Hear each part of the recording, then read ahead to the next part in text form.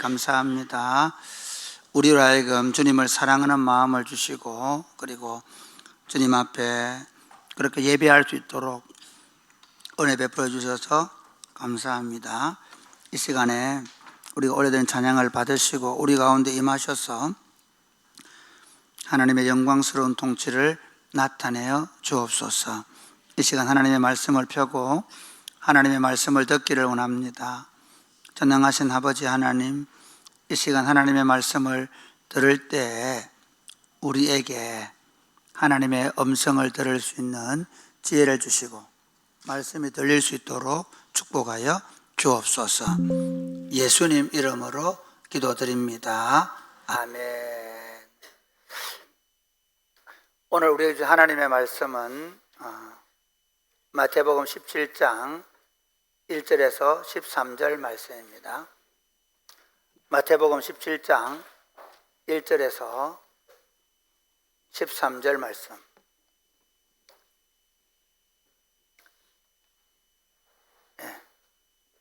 여세 후에 예수께서 베드로와 야고보와 그 형제 요한을 데리시고 따로 높은 산에 올라가셨더니 그들 앞에서 변형되사 그 얼굴이 해같이 빛나며 옷이 빛과 같이 희어졌더라. 그때에 모세와 엘리야가 예수와 더불어 말하는 것이 그들에게 보이거늘 베드로가 예수께 여쭈어 이르되 주여 우리가 여기 있는 것이 좋사오니 만일 주께서 원하시면 내가 여기서 초막 셋을 짓되 하나는 주님을 위하여 하나는 모세를 위하여 하나는 엘리야를 위하여 하리이다. 말할 때에 홀연히 빛난 구름이 그들을 덮으며 구름 속에서 소리가 나서 이르되 이는 내 사랑하는 아들이요 내 기뻐하는 자니 너희는 그의 말을 들으라 하시는지라. 제자들이 듣고 엎드려 심히 두려워하니 예수께서 나와 그들에게 손을 대시며 이르시되 일어나라 두려워하지 말라 하시니 제자들이 눈을 들고 보매 오직 예수 외에는 아무도 보이지 아니하더라. 그들이 산에서 내려올 때에 예수께서 명하여 이르시되 인자가 죽은 자 가운데서 살아나기 전에는 본 것을 아무에게도 이르지 말라 하시니 제자들이 물어 이르되 그러면 어찌하여 서기관들이 엘리야가 먼저 와야 하리이다. 예수께서 대답하여 이르시되 엘리야가 과연 먼저 와서 모든 일을 회복하리라. 내가 너희에게 말하노니 엘리야가 이미 왔으되 사람들이 알지 못하고 임의로 대우하였도다. 인자도 이와 같이 그들에게 고난을 받으리라 하시니. 같이 하실까요? 그제서야 제자들이 예수께서 말씀하신 것이 세례 요한인 줄을 깨달으니라. 아멘. 여러분 잘 들리시나요? 이게 조금 하울링이 생기죠? 네. 어떡하지? 위에 없나요? 송 집사님. 네. 그 2부 예배 채널로 그냥 돌려보시죠. 2부 예배 채널로. 괜찮나요? 이제 좀 괜찮아졌나요? 네. 됐나요? 네? 뭐라고요? 잘 안 들려요? 이게 지금 이쪽이 안 들리는 거야. 아, 이게 여기 괜찮나요? 네? 박 집사님, 여기 있게 괜찮나요? 그러면 요걸 이쪽으로 좀 돌려놔 주시죠. 죄송합니다. 오늘 아침에 사실 여기 방송이 조금 문제가 있어가지고 아까 저도 시작하려고 하는데 이게 안 돼가지고 여러분 예수 믿는 사람들이 우리가 거듭났다고 말할 때 이 거듭남에서 정말 중요한 게 뭔가 하면요, 이 거듭남에서 가장 중요한 것은 우리가 이제 더 이상 상향성의 삶을 살지 않기로 한 겁니다. 우리는 거듭나서 우리가 하나님의 자녀가 되었다는 걸 말할 때 그 하나님의 자녀의 삶은 더 이상 세상 사람들처럼 더 경제적으로 잘 살고 더 성공하고 번영하는 삶이 아니라 송 집사님 요 밑에 있습니다. 밑에서 하는 부분 송 누구지? 네. 네, 송 집사님 여기서 좀 봐주세요. 음량을. 박 집사님 올라가셔서 박재상 집사님 죄송해요. 올라가셔서 송 집사님하고 좀 잘 해보세요. 네, 제가 불편해서 그런지 이게 지금 조금 뭐가 안 맞아가지고 이렇게 계속 말하기는 제가 어려울 것 같아가지고. 네. 더 이상 우리가 더 대단한 사람이 되거나 더 세상적 성공과 번영을 위해서 사는 삶에서 내려와서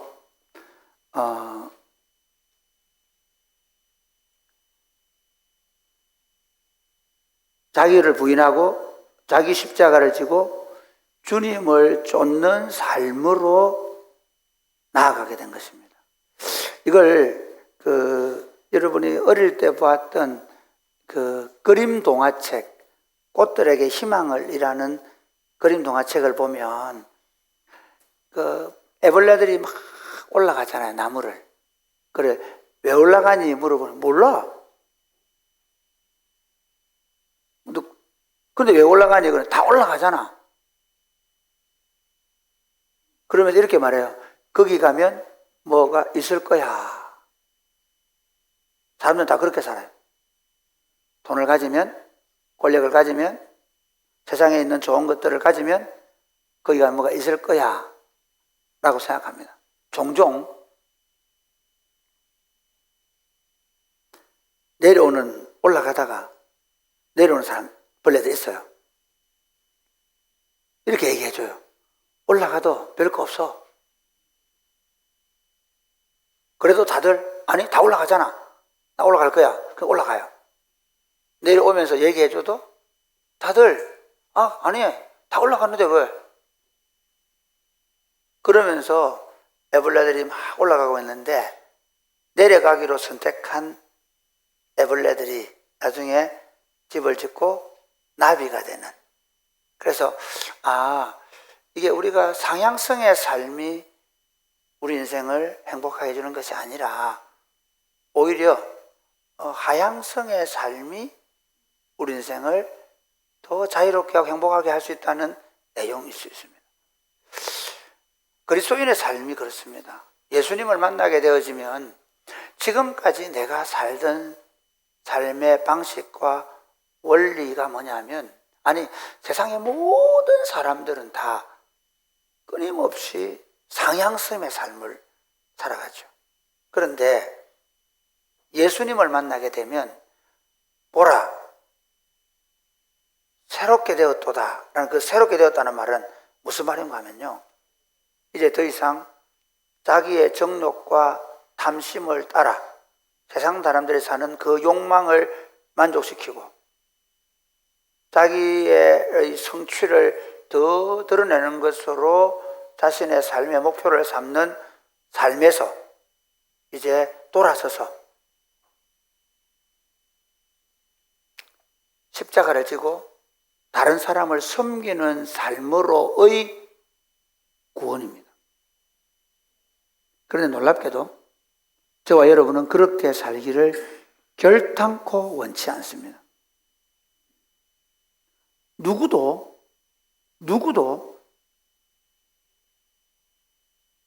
우리의 본성인 죄악을 따라 살아가는 사람들은 자기를 내려놓고 자기를 낮추고 다른 사람을 위해 헌신하고 봉사하는 삶을 쉽게 결정하거나 결단하지 않습니다. 오늘 본문은 바로 그 점에 있어서 지금 우리에게 말씀하고 있습니다. 마태복음 16장에서 예수님께서 십자가를 지시는 삶을 말씀하셨을 때 모든 제자들이 아니요! 라고 했습니다. 베드로만 한 게 아닙니다. 모든 제자들이. 그래서 나중에 다음 주, 그 다음에 그 다음 주 설교해 보면 알겠지만 지금 이게 두 번째 십자가를 얘기하는 거고요. 오늘 본문이. 다음 분이 세 번째 십자가를 얘기하는데 그때까지도 제자들은 그걸 받아들이기를 원치 않습니다. 그러니까 우리의 본성이 그렇습니다. 누가 십자가를 지는 걸 좋아합니까? 누가 내가 충분히 누릴 수 있는 걸 내려놓고 다른 사람을 섬기기를 원합니까? 오늘 여러분 왜 교회 운동이 이렇게 돼서 생각하십니까? 왜 교회가 점점 더 교회의 열망이 뭐죠? 강력한 교회가 되는 거잖아요. 교회 열망이 뭡니까? 더 많은 사람들이 구원받는 거잖아요. 교회 열망이 뭡니까? 더 다른 젊은이들, 다음 세대들이 강력하게 세워지는 거 아닙니까? 그런데 그렇게 되어지지 않는 이유가 무엇일까요? 교회가 가야 될 길을 가고 있지 않기 때문입니다. 예수님은 그 십자가를 지고 죽어야 될 것을 말씀하신 다음에 오늘 제자들을 데리고 이제 높은 산으로 올라가십니다. 오늘 본문 17장 1절을 한번 보겠습니다. 같이 읽고 시작. 엿새 후에 예수께서 베드로와 야고보와 그 형제 요한을 데리시고 따로 높은 산에 올라가셨다. 엿새 후에 예수께서 베드로와 야고보와 그 형제 요한을 데리시고 따로 높은 산에 올라가셨다. 엿새 후에라고 되어 있는데요. 누가복음에는 8일쯤 되었을 때라고 되어 있습니다. 그래서 성경학자들은 시간이 틀린 게 아니고 이 엿새 후라는 건 그 6일지라는 의미고 8일째쯤 되었다는 말은 그 첫날부터 유대인의 날짜 계산법으로 그 처음과 끝을 다 넣어서 8일이라고 얘기한다고 합니다. 어쨌든 그 번역 자체를 그대로 둔 이유가 서로 날짜가 틀리지 않다는 의미고요. 그 다음에 높은 산으로 따로 가셨다. 이 높은 산이 어딜까? 초기 신학자들은 다볼산이라고 생각했습니다. 네, 다볼산이 그 유대에 있는 산들 중에서 조금 이렇게 높이 있는 갈멜산에서 보면 다볼산이 보이거든요. 지도를 한번 보실래요? 네, 그래도 여기서 보면 여기 우리가 보통 성지를 가면 여기 갈멜산에 가거든요. 갈멜산에 엘리야 기도에서 아시죠? 갈멜산에서 보면 이 다볼산이 보여요. 여기일 거다라고 사람들이 얘기해요. 여기 사이에 높은 데가 없어요. 여기서 이게 보이는 거예요. 그런데 요즘 신학자들은 아니다. 헤르몬산일 거다. 왜? 이 다볼산은 558m밖에 안 돼요. 그런데 헤르몬산은 2,500인가 2,000 몇백 미터 돼요. 아주 높은 산의 의미에서 보면 헤르몬산일 거다. 또 보면 이동하는 거리를 보면 가이사랴 빌립보에 가셨잖아요. 그래서 거기에 머무시다가 헤르몬산으로 가셨을 거다라고 생각을 합니다. 그건 중요한 건 아닙니다. 제자들 데리고 높은 산으로 올라가셔서 그곳에서 또 치는 소리 나는데 그대로 두시면 되는데 그곳에서 예수님께서 변화를 되시는 모습을 보여주시고 그리고 자신이 영광스러운 하나님의 아들이심을 계시하신 것이 오늘 본문입니다. 이 본문의 말씀을 가지고 영광의 왕으로 자신을 계시하신 예수님이라는 제목으로 말씀을 전하려고 합니다. 첫 번째로 영광의 왕으로 자기를 계신 예수님은 감추어졌던 왕의 영광을 드러내십니다. 다시 한번 우리 1절부터 한번 보겠습니다. 1절, 2절. 1절부터 보겠습니다. 1절 시작. 엿새 후에 예수께서 베드로와 야고보와 그 형제 요한을 데리시고 따로 높은 산에 올라가셨다. 왜 예수님은 엿새 후에 이 높은 산에 올라가셨어야 할까요? 왜 올라가셨겠습니까? 예수님의 사역은 그냥 뭐 놀러 좀 가자 이런 건 없습니다.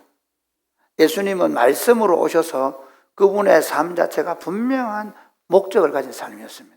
그러면 6일 후에 높은 산으로 가시는데 또 여기 보면 베드로하고 야고보하고 요한만 데려가십니다. 베드로하고 요한과 야고보는 딱 중요할 때만 그렇게 합니다. 야이로의 딸을 살리실 때에도 베드로하고 요한하고 야곱만 데려가십니다. 그 다음에 게세마네 동산에 제자들과 함께 기도하러 가셨지만 그 제자들의 무리들을 따로 두시고 또 예수님이 따로 데려간 제자들이 누구냐 하면 베드로, 요한, 야고보입니다. 그런 측면에서 보면 지금 베드로하고 요한과 야고보를 따로 데려가신 이유가 뭐냐? 주님께서 그래도 가장 주님의 말씀을 잘 이해하고 믿는 사람들을 데려가셨다는 겁니다. 그러니까 이 높은 산에 가셔서 예수님이 정말 보여주고 싶은 것들이 있었는데 제자들에게 다 보여주지 않고 베드로하고 요한하고 야고보에게만 보여주시려고 하는 의도가 있다는 거예요. 뭘 보여주시느냐? 2절에 한번 보실까요? 2절에 그들 앞에서 변형되셔 대사 얼굴이 해와 같이 빛나며 옷이 빛과 같이 휘어졌다. 이게 어떤 모습일까? 이건요, 사도 요한이 밤모습에 있으면서 하나님 나라를 이렇게 보게 되죠. 그 하나님 나라를 보았을 때 그때 예수님을 보게 돼요. 그 예수님을 보는 모습을 요한계시록 1장에 상세히 설명해 놨거든요. 그거 한번 비교해 볼게요. 자, 요한계시록 1장 조금 더 내려가셔서 13절부터 보겠습니다. 시작. 촛대 사이에 인자 같은 이가 발에 끌리는 옷을 자, 입고 촛대 사이로 이 촛대는 교회의 상징입니다. 그러니까 이 교회의 그 촛대를 두시고 그 촛대 사이로 거니시는 분, 인자 같은 분, 이분은 예수님을 상징합니다. 그러니까 예수님을 말씀합니다. 그럼 그 예수님을 어떻게 표현했느냐? 1번부터 제가 일부러 잘 끊어놨죠. 제가 여러분이 잘 이야기하려고 노력 많이 합니다. 자, 시작. 발에 끌리는 옷을 입고, 발에 끌리는 옷을 입고, 그 다음에 가슴에 금띠를 띠고, 그의 머리는 머리와 털은 희기가 양털 같고 눈 같으며 하얀 옷을 입었다는 겁니다. 그 다음에 그의 눈은 불꽃 같고 그의 발은 풀물에 달연한 주석 같고 그의 음성은 많은 물소리와 같으며 그 다음에 16절 시작. 그의 오른손에 7 별이 있고 그의 입에서 좌우에 날선 검이 나오고 그 얼굴은 해가 힘있게 비치는 것 같더라. 제가 왜 이 말씀을 드리냐면요, 마태복음은 그냥 이렇게 베드로가 딱 본 모습을 이렇게 예수님이 변화된 모습을 상세히 기록하지 않고 예수님의 옷과 얼굴을 초점으로 설명해 놓은 거죠. 어쨌든 요한계시록에 있는 예수님의 모습과 어느 정도 닮은지, 특별히 그 얼굴이 해와 같이 빛난다. 그러니까 지금 예수님이 제자들을 데리시고 이 산에 올라온 이유는 딱 이것 때문에, 이거 보여주려고. 예수님이 십자가에 죽으신 다음에 100년이 안 되어서요, 어떤 얘기가 있었냐면 예수는 실패한 메시아이다. 그러니까 사람의 몸을 입었는데 하나님의 영인 성령이 임해서 메시아로 살아가려고 했는데 십자가에 못 박혀서 죽어서 끝났다라고 생각하는 사람들이 그때도 있었고 지금도 있습니다. 리빙스톤 같은 사람은 그렇게 말합니다. 그러니까 자유주의 신학자들은 그렇게 말하는 분들이 많이 있습니다. 지금 예수님이 십자가에 못 박혀 죽어야 하기 때문에 1차적으로는 그분이 그냥 십자가에 못 박혀 죽어버리면 아, 이분은 우리가 기다리는 메시아가 아니었구나라고 생각할 수 있습니다. 그렇죠? 두 번째는 지금 제자들 움직임은 뭐예요? 끝까지 예수님의 십자가를 지지 못하도록 방해할 겁니다. 이 두 가지 때문입니다. 예수님 힘이 없거나 능력이 없어서 십자가를 지는 게 아니라는 걸 보여주셔야 합니다. 그리고 그 부활 이후에 나타날 영광을 보여주셔야 합니다. 지금 예수님의 사역 가운데 예수님이 이렇게 자기의 그 천상의 모습을 보여준 일은 여기가 처음이자 마지막입니다. 예수님은 제자들에게 자신의 본체, 빌보스에 말하는 대로 하나님의 본체를 지금 보여주고 계시는 것입니다. 그리고 그 예수님이 자기의 그 하늘의 본체를 보여주시면서 그러면서 이제 같이 오는 옆에 있는 사람도 있습니다. 3절 말씀 볼까요? 3절 말씀 17장 3절 같이 읽어보겠습니다. 네, 같이 시작. 그때에 모세와 엘리야가 예수와 더불어 말하는 것이 그들에게 보이거늘. 모세와 엘리야가 예수님과 함께 있습니다. 이건 그러니까 모세, 엘리야는 1차적으로 여러분 우리는 성경을 구약 성경, 신약 성경 이렇게 말하죠. 그런데 예수님 때도 구약 성경, 신약 성경에 말했을까요? 안 했습니다. 예수님 때는 모세와 선지서 이렇게 얘기했습니다. 주로 구약 성경의 사람들은 토라라고 하는 모세 오경을 들고 있었고요. 그 모세 오경과 함께 선지서를 읽었습니다. 그러니까 모세와 엘리야는요, 모세는 모세 오경의 저자이죠. 엘리야는 선지자들의 대표를라고 볼 수 있습니다.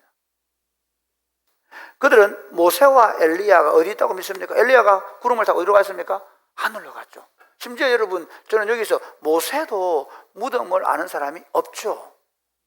그들은 모세와 엘리야가 어디 있어요? 하늘에 있을 사람들입니다. 그러니까 하늘의 사람들이 지금 내려와서 그 변화된 하나님의 아들의 본체의 모습을 입은 예수님과 대화를 나누고 계시는 겁니다.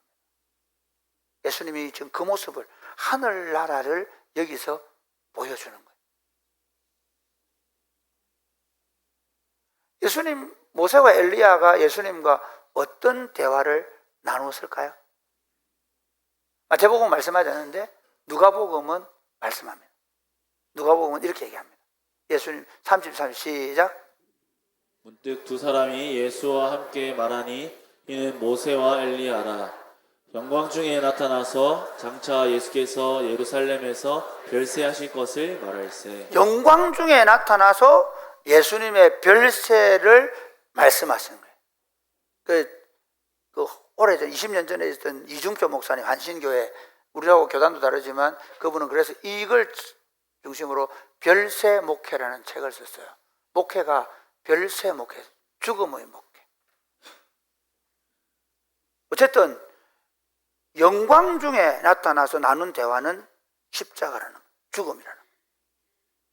예수님은 지금 이 영광스러운 모습을 보여주시는 이유가 내가 이렇게 영광스러운 왕이다, 너 나를 몰라봤나? 이렇게 하려고 하는 게 아니라 그 영광스러우신 하나님의 아들이 그리고 그 하나님 나라 천상의 회의를 보여주면서 그 천상의 회의의 결론이 뭐라고요? 또 심지어 모세는 모세오경, 그 다음에 엘리야는 선지서로 본다면 선지서와 모세가 지향하는, 바라보는 관점이 뭐라고요? 십자가라는 거예요. 그러니까 하늘의 회의, 그리고 예수님 오기 전에 쓰였던 그 성경의 계시는 예수님의 별세였다는 겁니다.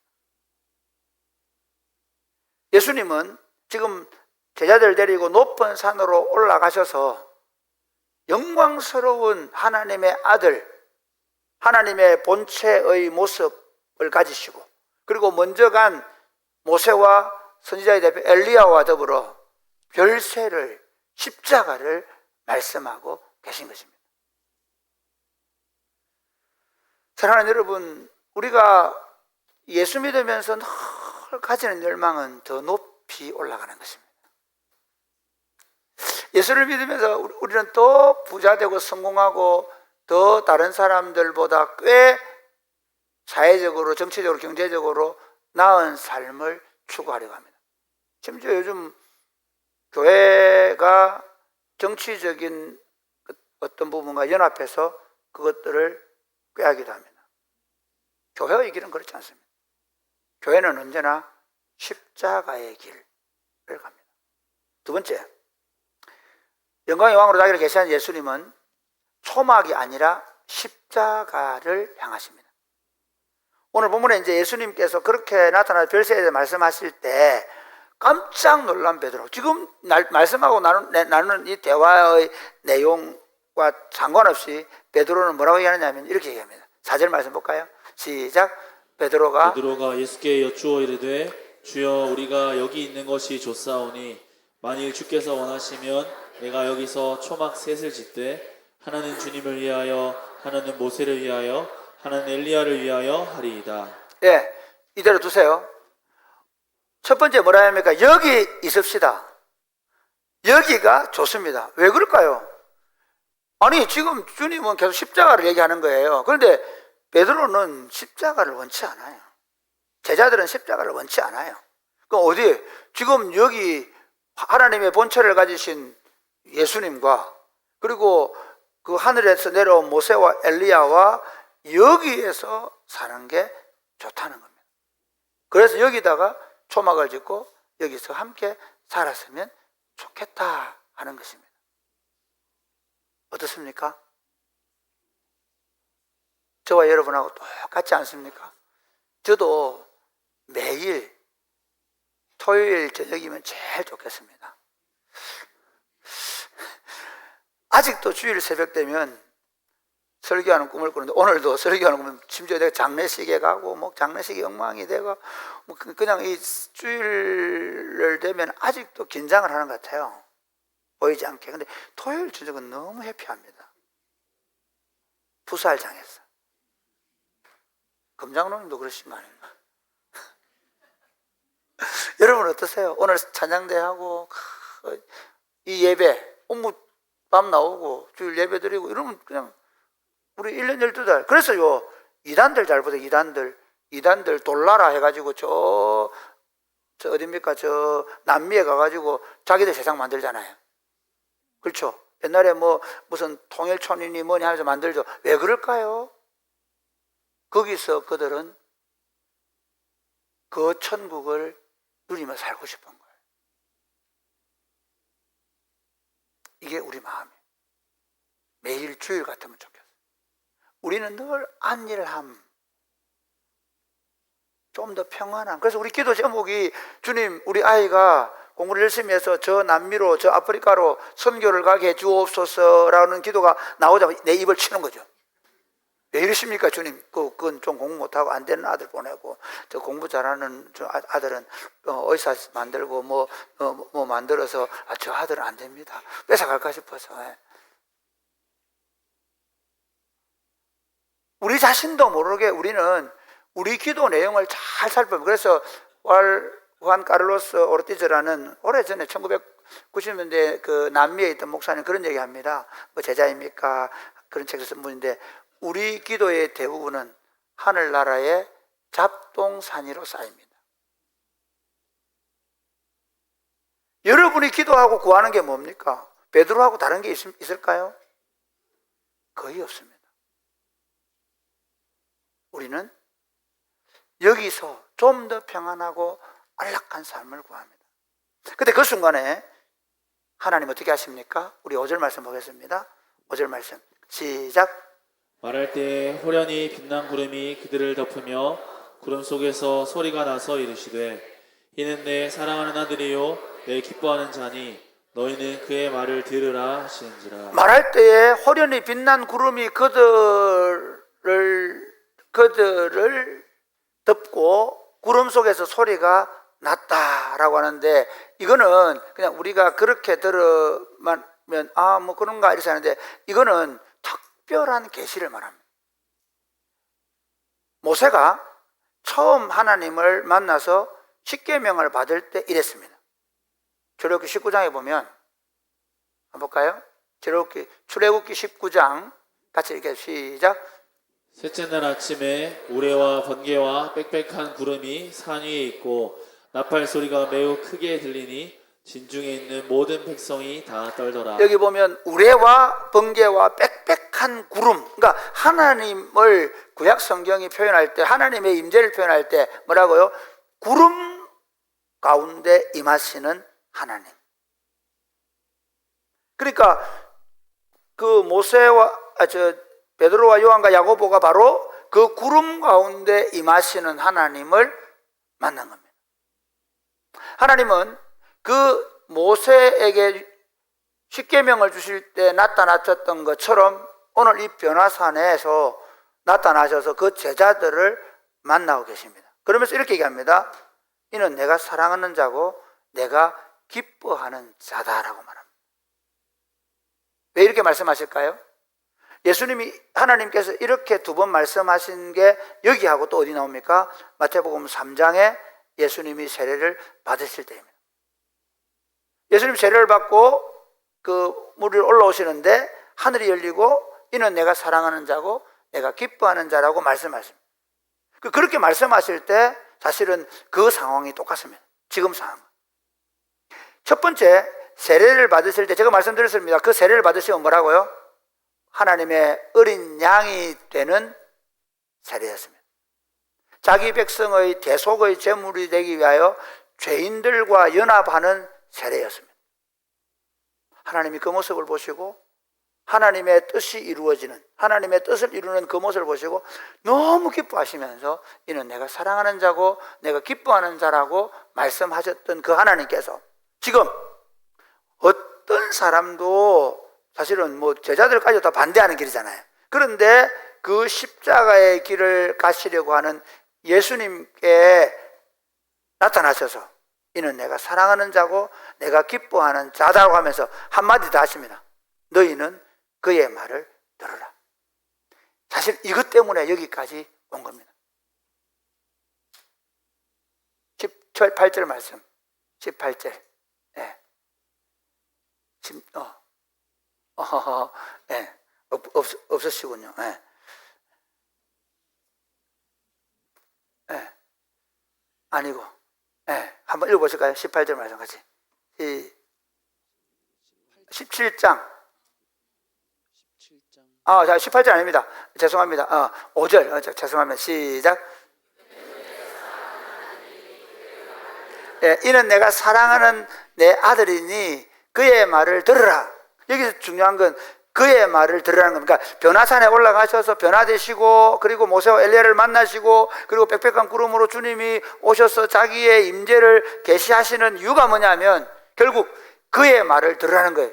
그의 말이 뭡니까? 예수님의 말씀이 뭐죠? 십자가를 지는 것입니다. 십자가를 지고 내가 가겠다는 거예요. 그런데 지금 제자들은 반대하고 있는 거잖아요. 바로 지금 이 말씀을 하시는 것입니다. 그랬을 때 제자들이 보이는 반응이 뭐냐면 6절부터 8절까지입니다. 시작.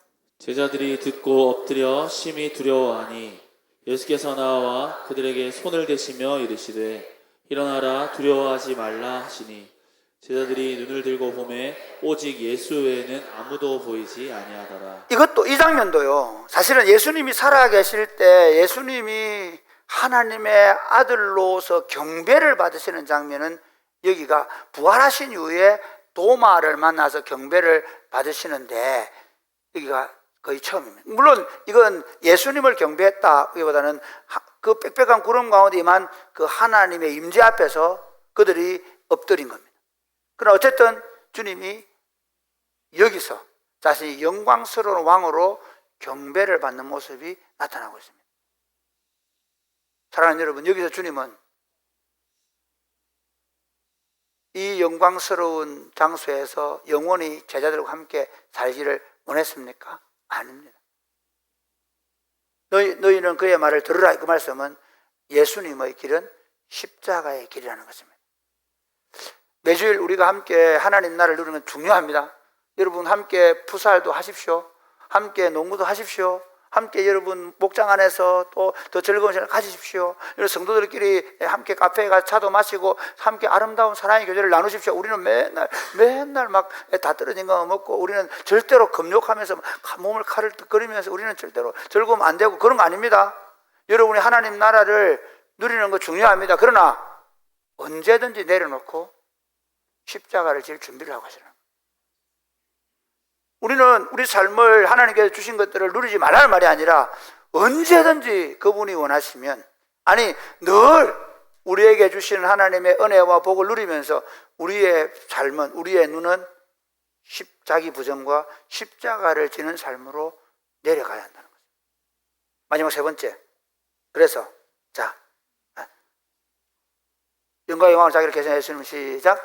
내려가 세상을 회복하십니다. 예수님께서 이 산에서 내려오시면서 제자들 이렇게 얘기합니다. 한번 보실래요? 우리 9절 말씀, 9절 시작. 그들이 산에서 내려올 때에 예수께서 명하여 이르시되 인자가 죽은 자 가운데서 살아나기 전에는 본 것을 아무에게도 이르지 말라 하시니. 여러분 이 그 성경을 보실 때 재미있는 건요, 예수님께서 17장 1절에는 보면 예수님이 따로 제자들들 높은 산으로 어떻게 해요? 올라가시는 장면이 나오잖아요. 그 다음에 이제 9절에는 어떻게 그들을 데리시고 내려오시는 장면이 나오시죠. 그 누가복음에 보면 누가 19장에 예수님께서 여리고로 들어 지나가시는 장면이 나오시죠. 우리는 들어가는 건 이게 생각할 수 있는데, 아니 그 모든 예수님의 걸음에 메시지가 있습니다. 예수님이 지금 어디로? 산에서 내려오신다는 겁니다. 그 영광의 자리에 올라가셨던 그분이 스스로 제자들을 데리고 내려오고 계시는 것입니다. 이게 자유로운 사람들이 그리스도인입니다. 우리가 영광의 자리를 마다하지 않습니다. 그래서 바울이 이렇게 내가 부유한데도 처할 줄 안다. 그것 자체를 굳이 즐기지 않는 거예요. 그것 풍성할 때 그 풍성함을 누릴 수도 있고요. 그러나 어떻게? 가난함에도 처할 줄 압니다.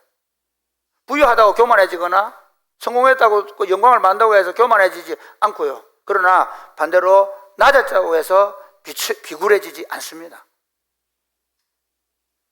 오히려 언제나 우리는 우리가 영광을 받는 자리에서 내려갈 준비를 하고 사는 겁니다. 지금 예수님은 자신의 의지를 가지고 산 아래로 제자를 데리고 내려오시면서 이렇게 말씀합니다. 인자가 죽은 자 가운데에서 살아나기 전까지는 아무에게도 이르지 말라. 본 것을 이르지. 왜 그랬을까요? 여러분 같으면 어떻게 해요? 저는 저희 집 사람이 제 별명을 입살놈이라고 부릅니다. 요즘도 어제 금요일 날 또 누가 결혼한다고 얘기해가지고 막 제가 지금 이번 주 막 가면 결혼 소통부를 2명 받았거든요. 말하고 싶어 미치겠어요. 저는 막 제가 뭐 조금 잘하면 엄마한테 가가지고 이번에도 어머니한테 가서 막 얘기했더니 어머니께서 하시는 말씀 뭘 하겠습니까? 교만하지 말고 자랑질하지 말고. 참 제 속성이 참 그래요. 참 죄인 중에 개수 같아요. 그런데 예수님께서 왜 베드로와 요한과 야고보에게 본 것을 이르지 말으라고 했을까요? 여러분 가만히 생각해 보세요. 예수님이 오병이어의 기적을 베풀었을 때에 사람들은 어떻게 반응했나요? 요한복음 6장에 가서 보면요, 예수님을 잡아서 왕으로 만들려고 하는 거예요. 예수님을 붙잡아서 왕으로 만들려고 하는 거예요. 참 이게 그러니까 예수님이 가고 싶은 길을 제자들이 못 가게 하는 거예요. 만약에 예수님이 그렇게 영광스러운 왕인 것이 베드로와 요한 야고보를 통해서 제자들에게 알려지게 되고 무리들에게 알려지게 되면 어떤 일이 벌어질까요? 그럼 가십시오. 가면 될 겁니다. 그렇게 이해할까요?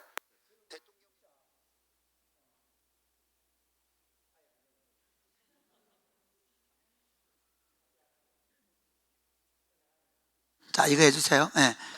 진짜 중요한 게 뭐냐면요, 우리는 죽었다 깨어나도 우리가 가지고 있는 걸 내놓기가 쉽지 않아요. 예수님이 이런 분이라는 걸 알았는데 예수님 십자가의 길을 갑시다. 오히려 더 철저하게 십자가의 길을 막을 거예요. 예수님이 지금 그걸 걱정하셔요. 그래서 인자가 죽어서 살아난 다음에 말하는 거예요.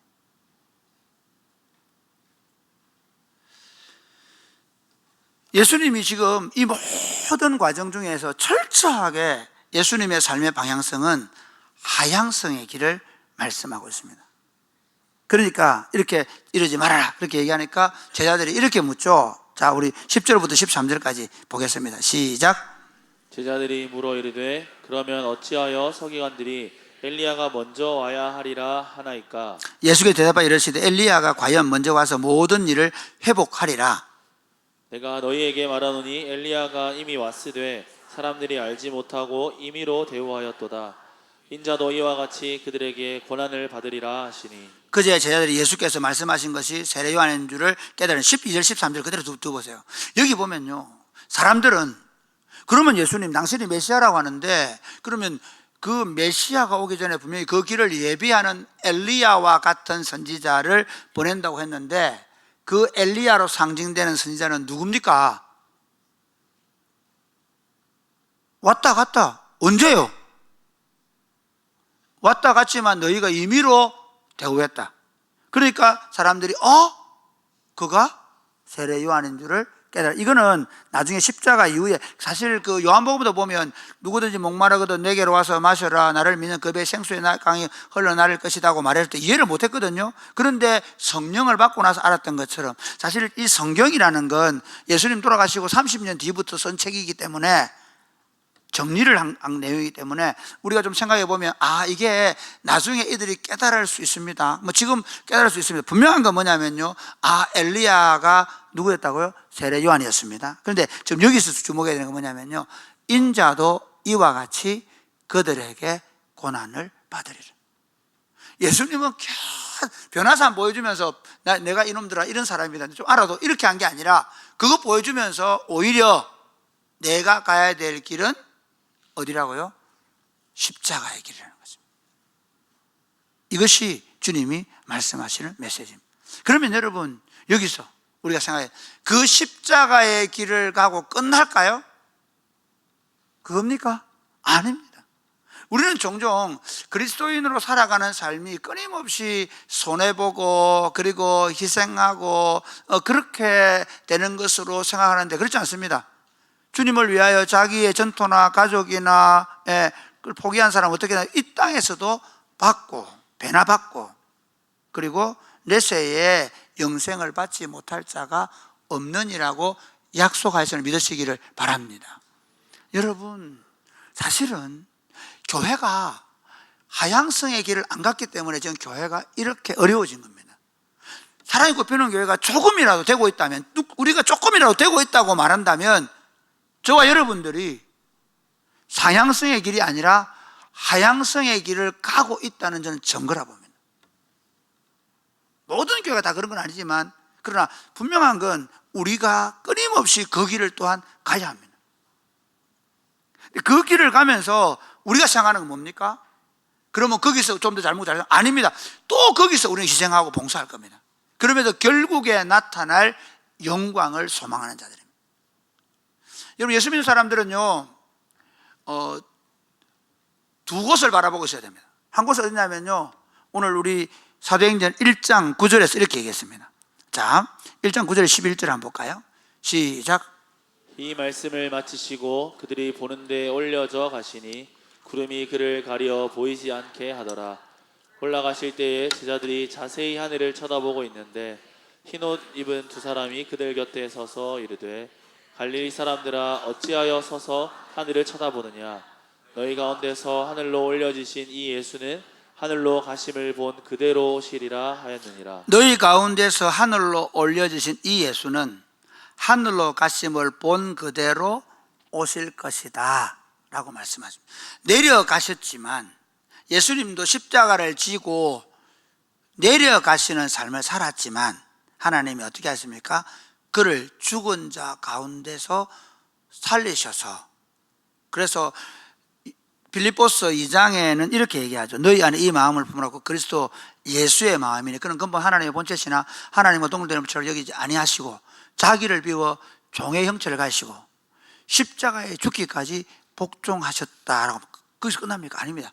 이러므로 하나님께서 그를 지극히 높여서 모든 이름 위에 뛰어나게 하시고 하늘에 있는 자들과 땅에 있는 자들, 땅 아래에 있는 자들로 무릎을 꿇고 예수를 주님이라고 시인하여 하늘 아버지께 영광을 돌리게 하셨다라고 말씀하는 이유가, 빌립보에서 말씀하는 이유가 뭘까요? 그 빌립보 교회에 높은 마음을 가지고 서로 경쟁하는 요디아와 순두계, 그리고 그 요디아와 순두계를 본받고 살려고 하는 교회 공동체를 향해서 하시는 말씀입니다. 상향성을 쫓아 살지 마라. 끊임없이 낮아지려고 해라. 그러면 주께서 너희를 높이실 것이다. 할렐루야. 끊임없이 우리가 우리 자신을 내어 희생하고 봉사하고 섬긴다면 마지막 날에, 우리 어른들은 그렇게 낮에나 밤에나 눈물 머금고 내 주님 오시기만 고대합니다. 그러니까 우리 눈은 어디서 해야 되냐면, 우리 주님이 그 사도행전 1장 9절에서 가심을 본 그대로 올 거기 때문에 늘 일생을 두고 하늘을 가끔씩 쳐다보고 있습니다. 가끔씩 하늘을 쳐다보면 그게 우리의 소망이고 가야 될 곳이기 때문에, 그리고 다시 오실 주님이 그곳으로부터 올 것이기 때문에. 그런데 우리의 사랑과 관심은 어디에? 이 땅에 우리보다 더 약하고 가난하고 병들고 고난받고 복음이 필요한 사람들에게 우리의 눈이 향해 있고, 그들을 어떻게 하나님께로 이끌고 그들에게 어떻게 하나님의 사랑을 나누어주고 가르칠 것인가가 우리가 끊임없이 지향해야 될 삶의 방향성입니다. 말씀을 맺겠습니다. 사랑하는 여러분, 죄인의 본성은 끊임없이 저와 여러분을 상향성을 가지게 합니다. 그런데 주님은 우리를 구원하신 이유가 그 상향성의 옷을 철저하게 벗어버리고 그 상향성을 끊임없이 거절하고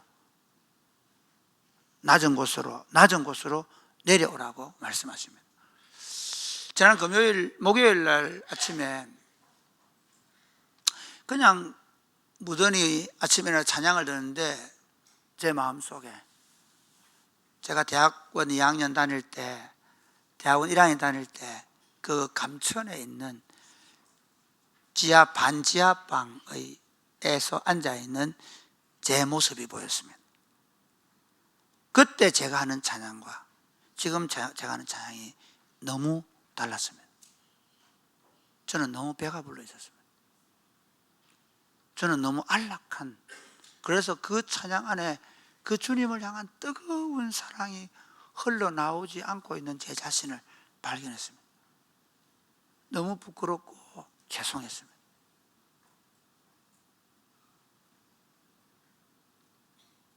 그리고 제자리에 앉아서 말씀을 준비하고 있는 집사람이 와서 집사람을 불렀습니다. 그리고 끌어안고 엉엉 울었습니다. 내가 그렇게 안 살겠다고. 처음 그 자리에 가서 처음 그렇게 사랑했던 주님을 더 사랑하며 살겠다. 또 무뎌질 겁니다. 또 상향성을 지향할 겁니다. 끊임없이 우리 주님께서 보여주신 이 십자가의 길을 보면서 자기를 쳐서 십자가의 길을 걸어가는 저와 여러분 될 수 있게 되기를 주님의 이름으로 축복합니다. 아멘. 찬양하겠습니다.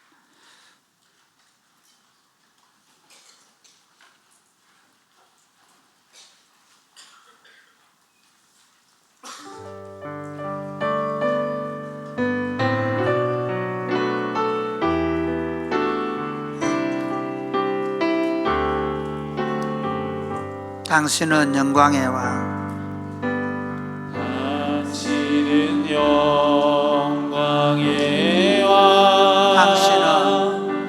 당신은 평강의 왕, 당신은 하늘과 땅의 주, 당신은 하늘과 땅의 주, 당신은 정의의 아들. 천사가 무릎 꿇고 예배하고 찬송하는 영원한 생명 말씀. 당신은 예수 그리스도 주. 호산나 호산나 다윗의 자손께 호산나 호산나 왕 중의 왕. 높은 하늘에 높은 하늘에 영광을 예수 주의 신령하네. 일어나 찬양하겠습니다. 당신은 영광의 왕, 당신은 평강의 왕. 당신은 하늘과 땅의 주. 당신은 정의의 아들. 천사가 예배하고 경배하네. 예배하고 경배하네. 예배하고 경배하네. 영원한 생명 말씀. 당신은 예수 그리스도 주. 호산나 호산나 다윗의 자손. 호산나 호산나 왕 중의 왕. 높은 하늘에 영광을 예수 주 메시아네. 사랑하는 여러분, 오늘 특별히 이 서방 세계의 기독교가 위험한 것은 종교의 자유가 없거나 심지어 우리 주변의 환경이 무슨 비기독교적인 환경이기 때문이 아닙니다. 정말 아닙니다. 우리 목사들과 우리 성도들이 예수님이 말씀하신 하향성의 삶으로 살아갈 마음이 우리에게 없기 때문입니다. 그게 위기입니다. 사랑하는 여러분, 하나님께서 여러분에게 주신 것들을 누리지 말라는 말씀이 아닙니다. 그런데 거기 취하지 않았으면 좋겠습니다. 그게 전부가 되지 않았으면 좋겠습니다. 더 그것을 가지고 누리려고 더 몸부림치지 않았으면 좋겠습니다. 혹시 여러분 자녀들이 그 길이 아니라 다른 길을 가려고 할 때 막지 않았으면 좋겠습니다. 주님, 끊임없이 그 영생과 부활의 길을 십자가의 길로 걸어가게 하여 주옵소서. 기도하겠습니다. 주여, 아버지 하나님, 아버지 하나님, 아버지 하나님, 우리로 하여금 그 십자가의 길을 걸어갈 수 있도록, 그 십자가의 길을 걸어갈 수 있도록, 아버지 하나님, 그 십자가의 길을 걸어 주님을 쫓아가도록 도와주옵소서. 그리하여 영생과 부활의 길을 걸어갈 수 있도록 축복하시고, 우리 삶이 그 길로, 그 영광의 길로 걸어가게 하여 주옵소서. 너희 안에 이 마음을 품으라. 그 그리스도 예수의 마음이라고 말씀하시고, 그 영광의 왕께서 그 영광의 보좌를 버리시고 인생의 몸을 입으시고 십자가에로까지 내려가시면서 영생과 부활의 길이 어떤 길임을 우리에게 명확하게 보여줬음에도 불구하고 여전히 죄악된 본성을 가지고 있는 우리는 그 길을 따라가기가 쉽지 않음을 고백합니다. 사랑하는 주님, 매주일 예배마다 그 예배를 드림으로 만족하지 말게 하시고 그 예배를 통해서 십자가의 길을 다짐하는 예배가 되게 하시고 그 십자가의 길을 통과하고 부활의 길을 걸어갈 수 있도록 도와 주옵소서. 예수님 이름으로 기도드립니다. 아멘.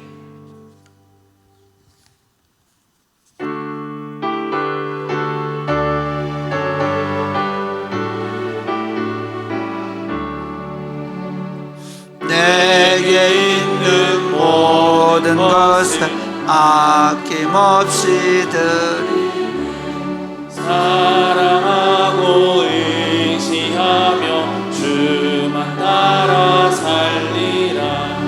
주께 드리네 주께 드리네 사랑하는 구주 앞에 모두 드리네. 아멘. 하나님 아버지 사랑합니다. 감사합니다.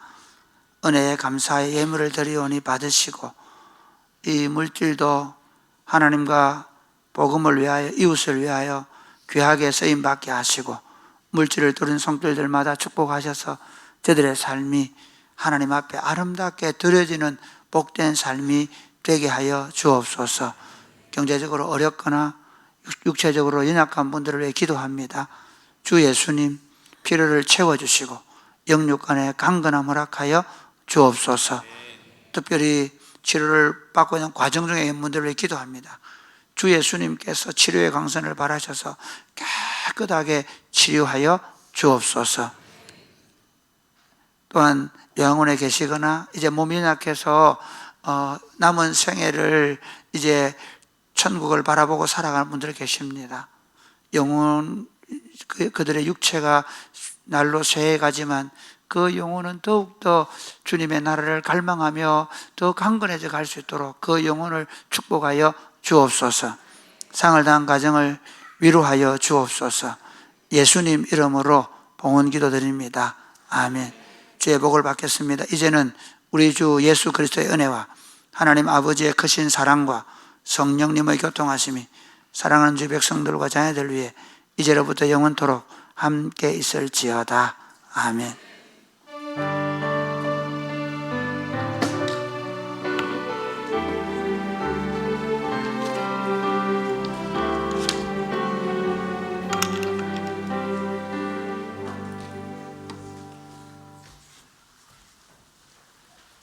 네, 우리 좌우 앞뒤로 함께 인사하겠습니다. 영광의 왕을 바라보며 살아갑시다. 네, 교회 소식 전합니다. 신학대학원 졸업식이 있습니다. 배준우 장진 전도사의 졸업식이 26년 2월 24일 낮 2시 고려신학대학원에서 있습니다. 교회에서는 오전 10시에 출발하도록 하겠습니다. 함께 참여하시길 원하시는 분들은 목자를 통해 리더방에 신청하셔도 되고 제게 개인적으로 연락하셔도 되겠습니다. 겨울 영어 캠프가 진행 중입니다. 2월 19일부터 진행되는 영어 캠프는 27일 금요일까지 진행됩니다. 27일 금요일 저녁 7시에 학생들이 준비한 공연을 하는 것으로 영어 캠프가 마치게 되는데 27일 금요일 저녁 7시입니다. 성도 저희 교회당 본당에서 진행이 되니 성도 여러분들과 가족 여러분들이 많이 참여하셔서 응원하고 함께 즐거운 시간들 보낼 수 있으면 좋겠습니다. 그날 27일 금요일에 안티폴로 선교 보고가 있습니다. 저녁 9시 금요 기도회 시간에 마지막 선교 지역인 안티폴로 선교 보고를 하게 되겠고 영어 캠프 공연과 금요 기도회 사이에 시간이 없기 때문에 27일에는 리더 모임은 쉬도록 하겠습니다. 청소년부가 겨울 MT를 떠납니다. 3월 1일 완연한 봄날씨인데 봄 MT라고 이름을 바꿔야겠습니다. 장진수 전도사님께서 사역 시작하시고 처음으로 사역팀하고 같이 준비한 사역인데 엄청나게 긴장을 하고 있습니다. 예. 재정이 모자라면 어떡하나 엄청나게 긴장을 하고 있는데 성도 여러분께서 같이 기도해 주시고 마음을 잘 모아 주시면 좋겠습니다. 3월 1일에서 2일 주일 떠나서 월요일 일정으로 함께 가고 약 한 80여 명 7곡으로 함께 갑니다. 안전하도록 기도해 주시면 좋겠습니다. 행복모임 선포식이 3월 8일에 있습니다. 3월 1일에 하지 않는 이유는 1일에 기숙사에 들어오는 학생들이 많아서 8일에 전 교인이 함께 할 수 있는 날 저희가 8일날 하는 거니 성도 여러분께서 잘 준비해 주시고 공동체별로 축제의 시간들 가지시면 좋겠습니다. 경북 여전도의 순회 헌신 예배가 2월 28일 토요일 오전 11시 본교회당에서 있습니다. 저희 교회는 여성 공동체라고 하는데 일반적으로 다른 교회들은 결혼하고 나면 여전도에 편성이 됩니다. 그러니 저희로 따지면 두나미스부터 여성 공동체 전체까지가 여전도의 회원, 다른 교회로 치면 여전도의 회원인 셈입니다. 성도 여전도의 회원들, 여성 공동체 그리고 두나미스 하나유 성도들께서는 많이 관심 가지시고 시간 내서 참여해 주심으로 함께 좋은 시간들 만들 수 있기를 바랍니다. 사랑의 헌금을 3월 한 달간 드립니다. 본교회에서 운영하고 있는 학사 구입 그리고 보증금 운영비에 사용되는 사랑의 헌금을 3월 한 달간 드리니 성도들께서 지난 금요일에 저희가 학사생을 위한 특별 기도회를 함께 했었는데 그 학생들을 위해 기도하시면서 사랑의 헌금을 잘 준비해 주시면 좋겠습니다. 교우 소식 전합니다. 본교회에서 방과후 학교 영어 교육 담당을 하고 계신 이영임 사모님의 모친상입니다. 중고등부 교사로 봉사하고 있는 이주연 전도사님의 장모이기도 합니다. 성도들께서 오늘 저녁 7시에 입간 예배를 드리게 되는데 오늘 저녁 6시에 교회에서 출발하도록 하겠습니다. 목장 모임 하실 때 참여 인원 조사를 잘 하셨다가 목자 리더 카톡방에 올려주시면 저희가 차를 잘 배차해서 잘 위로하고 조문할 수 있도록 그렇게 하도록 하겠습니다. 저희 교회장으로 치러지기 때문에 오늘 그리고 월요일 위로 예배, 화요일 발인 예배까지 3일간 장례가 있다는 소식을 알려드립니다. 오늘 오병이어는 조성은 김숙경 집사님 가정에서 아버님 장례식에 보여주신 성도들의 사랑과 위로에 감사하다고 오병이어 하셨습니다. 우리 위로하고 감사하는 박수를 하겠습니다. 요양원에 계시는 성도들 위해서 병환 중에 계시는 성도들 위해서 지속적으로 기도해 주시기를 바랍니다. 우리 함께 교제에 찬양하겠습니다.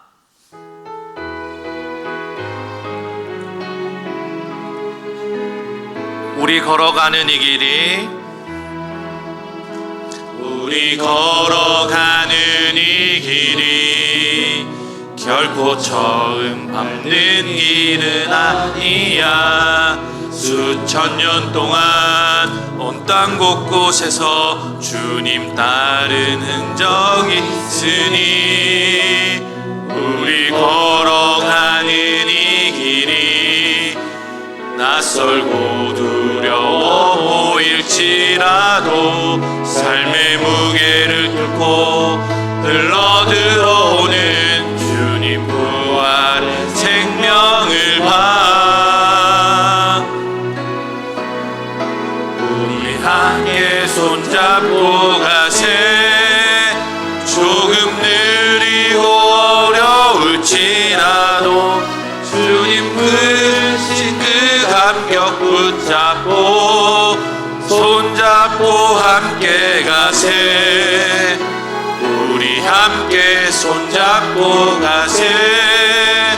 때론 더디고 힘겨울지라도 주님 부르실 그날을 향하여 손잡고 함께 가세. 감사합니다. 목사님을 만나기 원하시는 분들이나 새가족 등록을 원하시는 분들은 지금 새가족실로 오시면 되겠습니다.